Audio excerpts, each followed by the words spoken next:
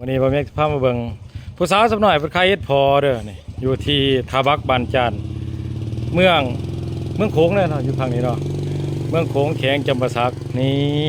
พุ่นน่ะโอ้หมู่คู่กันวันนี้อ้อยต่อยเลยวะ นี่แต่ผู้สาวสักหน่อย ลูกหลา จะเขียนปอไหนแหละลูกหลาปอสองปอพุ่นนั่นเด้ปอหาพุ่นนั่นเด้ปอสี่พุ่นนั่นเด้ หม้อหนึ่ง โอ้พระมหนึ่งเนาะบัดพุ่นนั่นเด้ ก็สาม ปสามตายสมาเก่งเถอะเนาะยังหูจักมาขายของขายหยังเนาะถุงเท่าไหร่ลูกหล่ะถุง10,000 11ก็บ่ได้บ่ ได้ บ่ได้ว่าแม่ขายแต่10,000โอ้เป็นตาหากเนาะจะไปหาเองบ่ โดย แม่นบ่บ่แม่นตัวข่อยว่า โมตัว ป้าโต ไปหา เป็นตาอยากได้เป็นลูกไผ่เด้เนาะ อยากได้เป็นลูกไผ่เด้ก็มาหาเงินหาค่ำเก่งเถอะเนาะได้เก่งเนาะ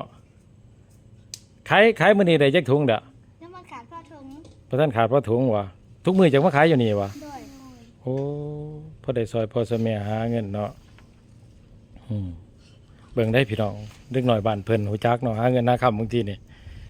เด็กน้อยบ้านข่อยซ้ำนี่ติดโทรศัพท์คือลูกข่อยโอ้ยบ่ได้เมื่อสิสอนใหม่ก่อนสิให้มันใหญ่ไปให้มันมาหาเอาเมียทางนี้ก่อน เออ